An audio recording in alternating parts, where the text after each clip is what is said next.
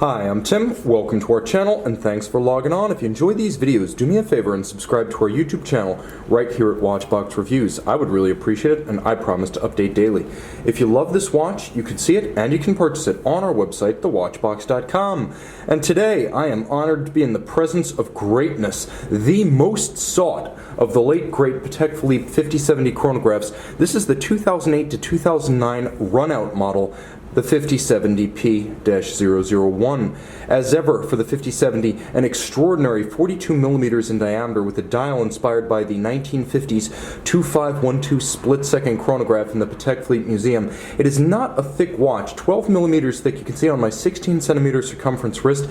It is a flat and broad watch. It's nicely constrained across the wrist, though the case is large. The lug-to-lug dimension is only 48.4 millimeters. And though the case was designed in 1998, that was its debut year in yellow gold, the 21 millimeter lug spacing still looks up to the minute modern, giving the watch a very planted and contemporary footing on the wrist. Now, the timepiece has incredible mass with a full deployant clasp and platinum construction. You can see that Patek Philippe cut no corners with this watch, featuring an extravagant combination of blue leather, white metal, and sunburst blue dial with white gold features. Let's open this one up, take it off the strap, and enjoy some of the details. Now, I should mention that production of this watch is, by consensus, thought to be somewhere between 250 and 200 pieces, although per year Patek Philippe reportedly could deliver 250 examples of each metal variant of the 5070. The platinum version is, again, reputed to be a little lower than that, closer to 200 than 250. Now, the watch is nicely made. As you can see, there is the charismatic diamond, the top Vesselton diamond, between the lugs, reminding you that this is a Patek Philippe in platinum of the modern persuasion.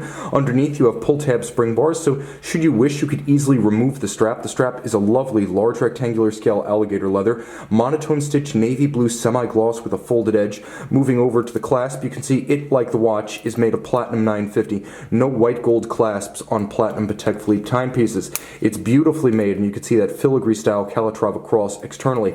Now, the case is slim and simple. As you can see on the crown side, Calatrava cross, relatively narrow crown but broad with a sharp knurling that makes it easy to use. The vintage-inspired lozenge or rectangular pushers are well chosen, and they have a little bit of a curve that traces the arc of the case. You can see that this watch is in outstanding condition. With a watch like this, condition and provenance is everything, and this watch has both. You can see that the fluted profiles of the lugs have not been sanded or banded away by refinishers. This watch looks as sharp as the day it left Geneva. You can see that the case, all of high polish, is in outstanding condition. The lugs are full and even from side to side, and that on both ends. The case with the characteristic stepped, almost pagoda-like bezel of the 5070. It is a broad bezel. As you can see, it's almost two bezels in one, the idea being that the multiple steps help to break up the sheer span of the bezel, which tries to constrain the dial a little bit to better disguise the disparity between the movement size and the span of the dial, as well as the size of the case.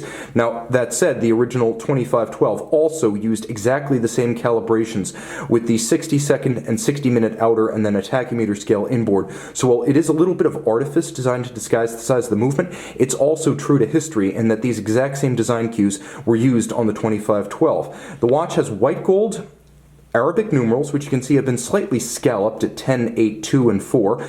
They are applique and of high grade. The hands at center are leaf or feuille style in white gold. There's a counterweighted lancet style chronograph seconds hand.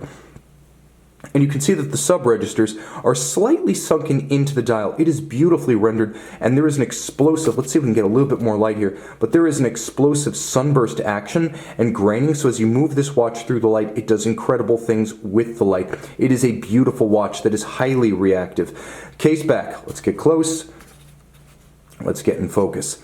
Caliber CH2770, manual wind, 60-hour power reserve, 18,000 vibrations per hour, Geneva hallmark, 24 joules. You can see it has an enormous balance that's almost 1/3. It is almost the radius, in fact, of the movement. It's enormous, and it derives its precision from 6-position adjustment plus adjustment to hot and cold, its Gyromax free-sprung architecture that allows it to take a precise regulation in those 6 positions and then hold it in the face of bumps, disruptions, and bounces on the wrist. Plus, there is a handmade Breguet overcoil, a ferrous hairspring, not silicone, on this balance, which helps it to beat concentrically in any orientation with respect to gravity. Now, the watch has a wonderful chug-a-chug slow beat, 2.5 hertz, and you can see on the case back, as you actuate the chronograph, the lateral clutch moves into and out of contact with the chronograph center.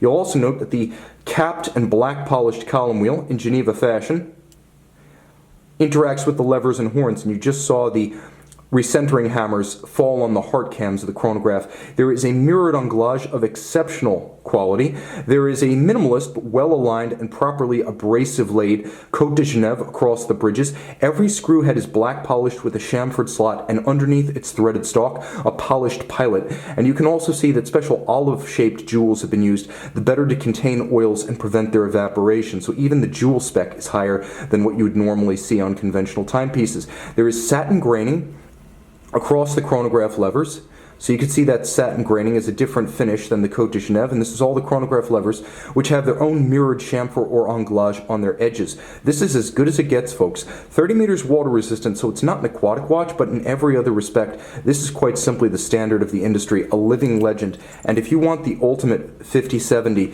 there are a handful of micro runs, such as the Salmon Dial and the London Boutique, that might have competed with this one in the day, but of the 4 cardinal precious metals, this is easily, and you'll see it by value, an order of magnitude more desirable than any other 5070. Now, everyone has their favorite, but I can tell you that having experienced all of them, this one has the most gravitas and presence. See it and make the ultimate jump on the watch box.